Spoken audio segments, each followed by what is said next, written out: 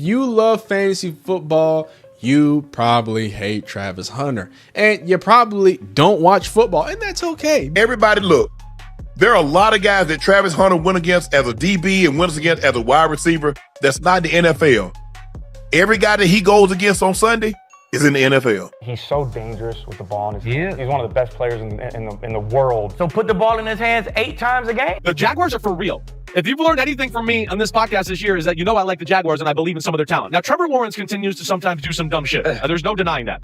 How does a rookie do something only Deion Sanders pulled off in the last 30 years and still get slammed as a bust? Seriously, how does that even happen? Travis Hunter was supposed to be the one. A once-in-a-generation, two-way phenom who could change the game. And in some ways, he already has. But despite flashing that elite talent, fans, analysts, and especially the fantasy football crowd have turned on him fast. Some are calling him overrated. Others say the Jaguars made a massive mistake, but here's the part they're not talking about. What if Travis Hunter isn't the problem? What if the real story is a franchise with no plan, a fan base obsessed with fantasy stars, and a player whose greatness can't be measured by numbers? Let's dig into what's really going on with Travis Hunter and why the NFL might not be ready for him at all. You know how rare it is for an NFL rookie to make headlines for the right reasons?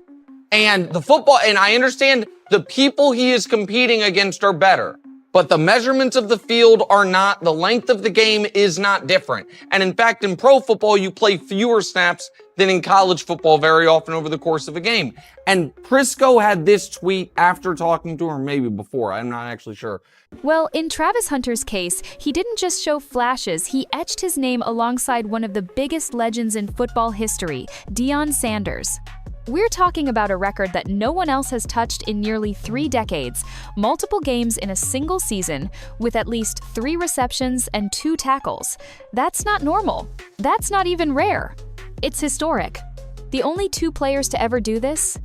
Deion in 1996 and Travis Hunter in 2025.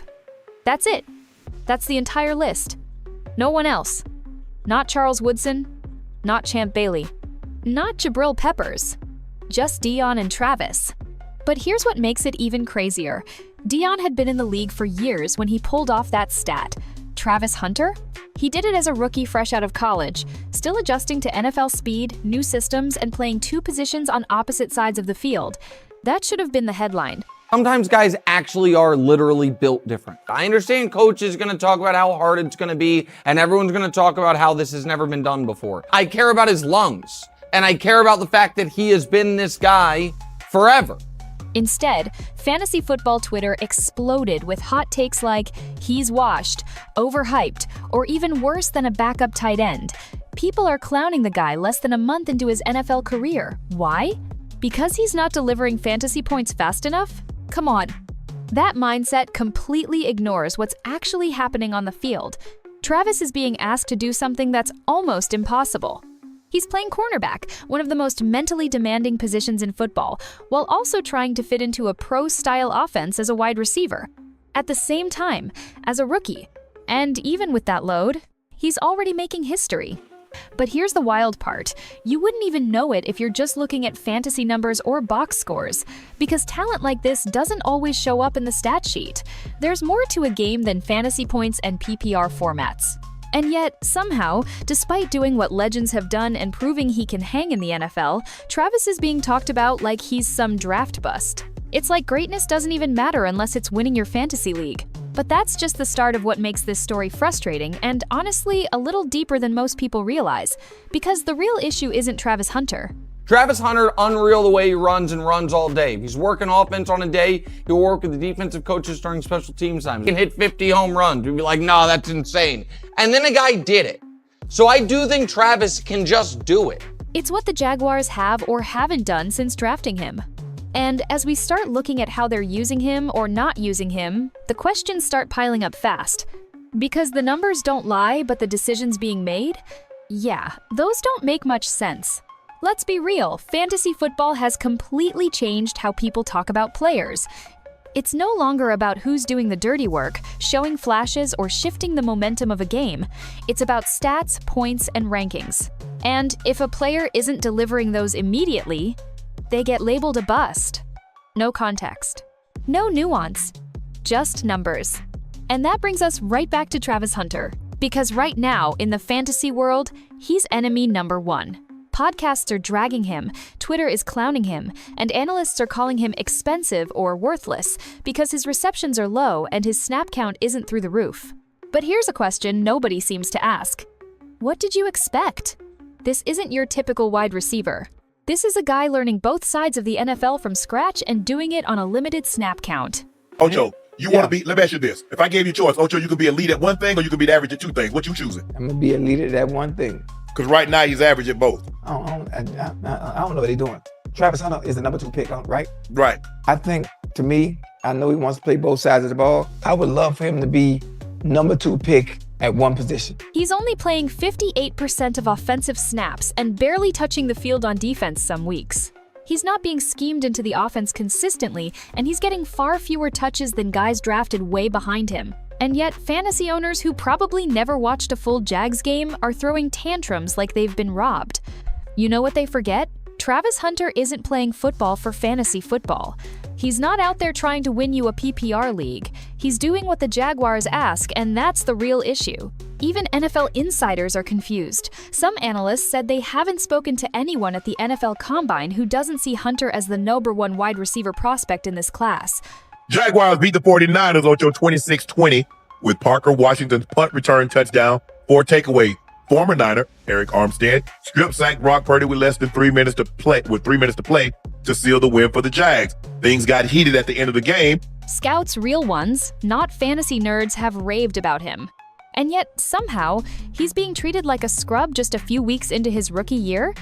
Why? Because some guy in your group chat picked him in the 4th round and didn't get 20 points? It's the downside of fantasy culture. Players become numbers.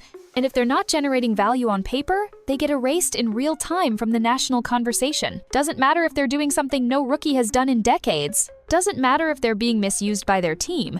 If the fantasy scoreboard says 7.4 points, they're cooked. But here's the reality, and it's something most people don't want to hear. For me, it's the way the Jacksonville offense is operating, even though I wouldn't say Trevor Lawrence is like playing unbelievable. Like when we watch Herbert and the Chargers, the offense is playing well. Travis Hunter isn't broken. Fantasy expectations are.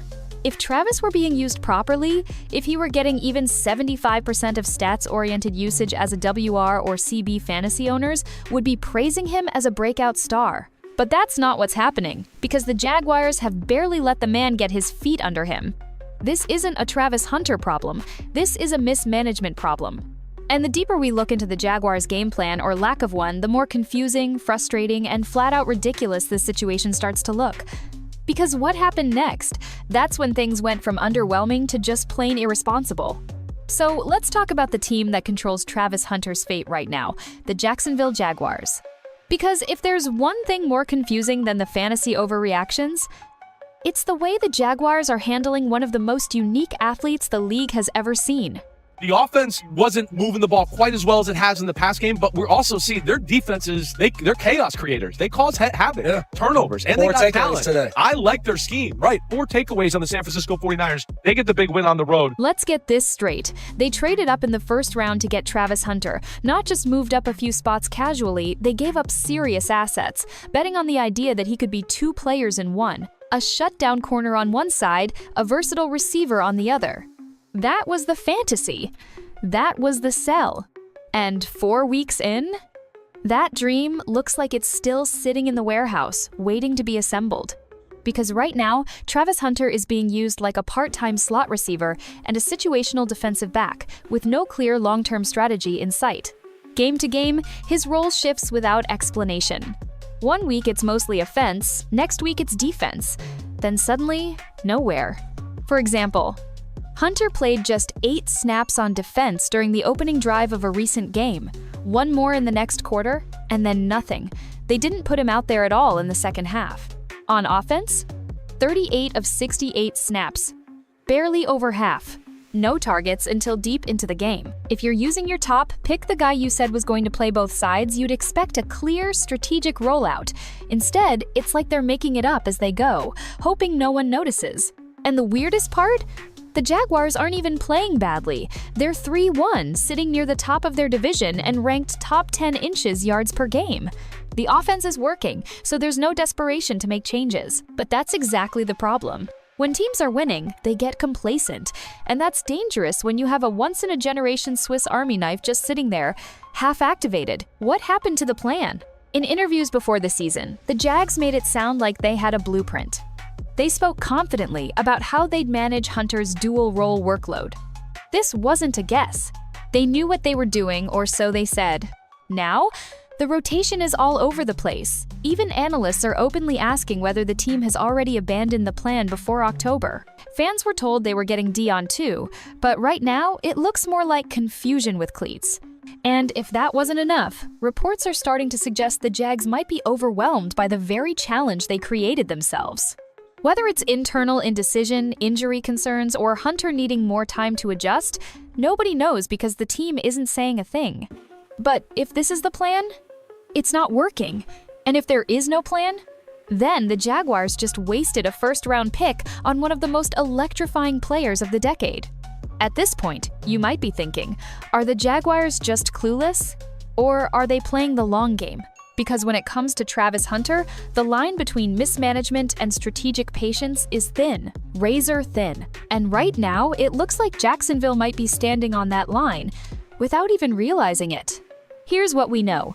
You don't trade up and burn a first-round pick, a second-rounder, and future assets unless you believe you're getting something special. Something immediate. That was the pitch. 2 players in 1. That's how they justified the price. But what they've actually done doesn't match that level of commitment at all. Let's look at the usage. One moment, Travis is out there on defense for 8 snaps, then just disappears. No explanation. On offense, he's not even in on 2 wide receiver sets. He's only playing when they go 3 wide, and even then, he's stuck in the slot with no schemed plays, no screens, no reverses, just idle routes most of the time. That's not 2 players. That's barely half of 1. So what's going on? Some insiders believe it might be a slow ramp-up. Maybe Travis is still recovering from preseason injuries we didn't know about. Maybe the coaches are trying to protect him from overload, letting him learn the league before unleashing him. And sure, that would make sense if they said that. But they didn't. Instead, they told the media they had an elite, confident plan for Hunter, that they were going to make real history. Flash forward just 4 weeks, and now it feels like they're improvising. The biggest red flag? They completely changed his role game to game. Offense 1 week, defense the next. Then, suddenly, hardly playing either. That doesn't scream developmental patience. That screams, we have no idea what to do with this guy. And now fans, especially in the fantasy space, are reacting to what they're seeing, not what was promised. They're not mad that Travis Hunter isn't dominating. They're mad that he's barely being used, despite every pre-draft narrative hyping him as some unstoppable Swiss Army knife. It's like buying a Ferrari and leaving it in the garage because you're still reading the manual. And while the team sits at 3-1, the pressure isn't obvious. But it will be. Because when those wins stop coming, when injuries mount, or if the offense hits a wall, everyone will be looking around, wondering why a top pick with once-in-a-generation potential spent half the season as a glorified decoy. And if that happens, patience goes out the window, fast. So the question is this. Is Jacksonville buying time to unleash Travis Hunter later this season? Or are they just panicking behind the scenes with no real plan? Right now, we're seeing flashes. But flashes aren't enough, not when this much was invested. And if they keep dragging their feet, the narrative's going to slip away from, hey, let's be patient, and turn into, they blew it. So here we are 4 weeks into the season, and people are already throwing around the most overused and toxic label in football, bust. Travis Hunter has been in the NFL for a month, and somehow that's enough time for fantasy analysts, Twitter trolls, and even some so-called football insiders to write him off completely. They're not talking about potential, they're not talking about growth. They're talking like it's already over. But here's the problem. What are they even judging him on? Let's break this down. He's barely playing full snaps on either side of the ball. No consistent workload, no clear role, no rhythm. And yet these critics are acting like he's had 4 full games to prove himself. That's not just unfair, it's disconnected from reality. Because what everyone keeps forgetting is this. He already did something historic. We've said it before. But let it sink in again, only 2 players in the last 30 years have recorded multiple games in a single season with both 3+ receptions and 2+ tackles. One is Deion Sanders, the other is Travis Hunter. That's not a projection. That's not if, that's already happened. And you know what Deion said about him? Deion, arguably the greatest two-way athlete football's ever seen, said, "Don't limit him. He sees himself in Travis. He gets it. So why can't the rest of the league? Look around. Travis Hunter is being called a disappointment while playing part-time, switching roles, and still showing moments of brilliance on both sides. He's making circus catches on 3rd and long. He's jamming elite receivers in coverage. He's doing everything he's allowed to do and still getting slammed. And meanwhile, the Jaguars are 3-1. The offense is top 10 inches total yards. Trevor Lawrence is slowly finding his rhythm. So what's the rush? Why is the narrative already turning? Because of fantasy stats? Because of big expectations? Honestly, it says more about the football culture around him than it does about Travis himself. We've become so obsessed with instant results, microwave stardom, and weekly leaderboards that we completely forget what development looks like. Remember, this isn't just your average rookie. He's trying to do what most can't even attempt. To criticize him before he's even given a real opportunity is beyond lazy. It's reckless. And here's the wildest part. He's not even hurting the team. The Jaguars are winning.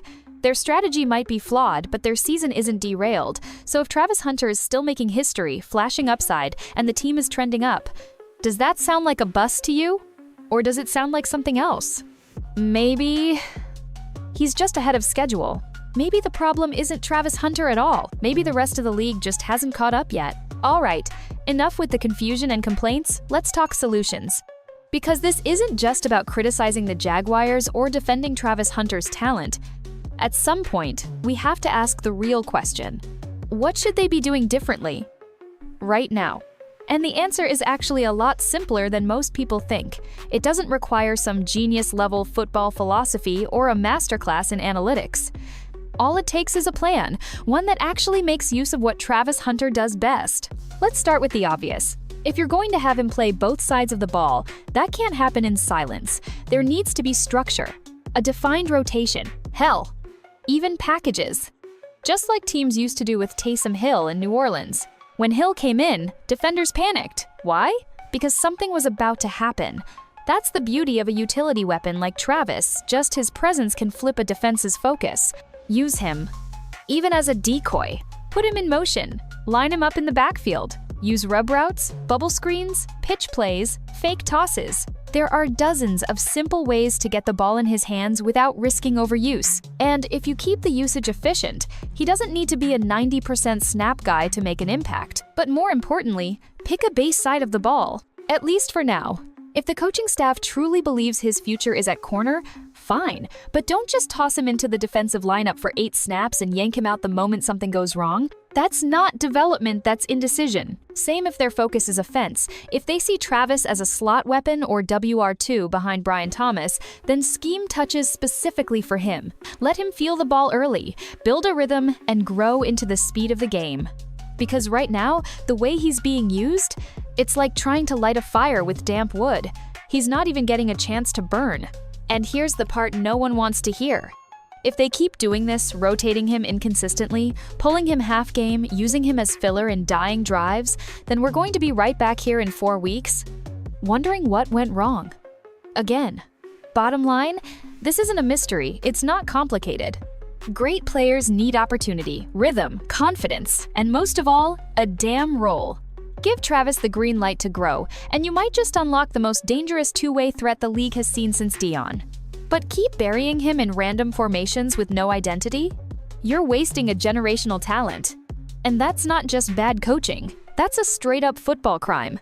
Here's a thought most people don't want to entertain. What if this is all part of the plan? What if limiting Travis Hunter's snaps is actually a long-term move, not a short-term failure? It's hard to accept that when you're watching the games, checking fantasy projections, or counting empty stat lines. But behind the curtain, NFL teams think entirely differently than fans do. They're not just planning for next Sunday, they're managing 17 games, 1 bye week, and a playoff push. That's a grind. That's survival. And for a player like Hunter, a rookie already battling preseason injuries, expected to play both offense and defense, treating him like a standard WR or DB would be careless, even dangerous. Remember, we've never really seen an NFL player do what he's trying to do at this level. Not regularly, not with this workload. Not in a generation where the game is faster, more physical, and more exhausting than it's ever been. This isn't just a playbook challenge, it's a durability challenge. So maybe, just maybe, the Jaguars aren't clueless. Maybe they're trying to thread the needle between unleashing a weapon and preserving a body. It's not flashy, it doesn't get Twitter excited, but it may be smart football. Because think about it, look around the league. By week 4, we've already lost multiple starting quarterbacks. Some of the top weapons in the NFL are hurt or playing at half speed. It's a war of attrition, and the teams that last aren't the ones who fire every bullet in September. They're the ones that build for December. And January. And sure, it sucks not seeing Travis explode out of the gate. It's frustrating. No one wants to wait on greatness. But what you don't want even more? Burning him out by week 8. This is a player the Jaguars didn't just draft, they invested in. They see him as a cornerstone. And part of protecting that investment is not pushing all the chips in before he's ready. Of course, the flip side is, if you sit too long, talent goes cold, confidence fades, public pressure spikes, the media turns. That's the tightrope Jacksonville is walking right now, and it's a dangerous one. But if they can balance patience with momentum, gradually increasing his snaps, finding high-leverage situations, and giving him defined responsibility, they might actually unlock something terrifying. A human cheat code with fresh legs in the playoffs? That's not just a weapon. That's a nightmare matchup for any defense. We're not there yet, but don't let hype culture fool you into writing the story early. Real greatness is built over time, not just viral plays, and definitely not fantasy scores. And that brings us to the final question. If Travis Hunter isn't a bust, and the Jaguars aren't reckless, then what happens next? Let's talk about that. So, at the end of all this, what's the truth? Is Travis Hunter a disappointment? Is he being misused? Is he overhyped, underdeveloped, or just stuck in a badly written chapter of his rookie season? Let's be real, we don't have the full answer yet. What we do know is this Travis Hunter has already done something no rookie has done in decades. He's been placed in one of the most demanding positions possible. He's playing offense and defense in the NFL and still managing to flash superstar potential every time he's given the chance. We also know that the Jaguars, for all their early season success, don't seem to have a clear vision for how to use him. Or if they do, they're not ready to show it.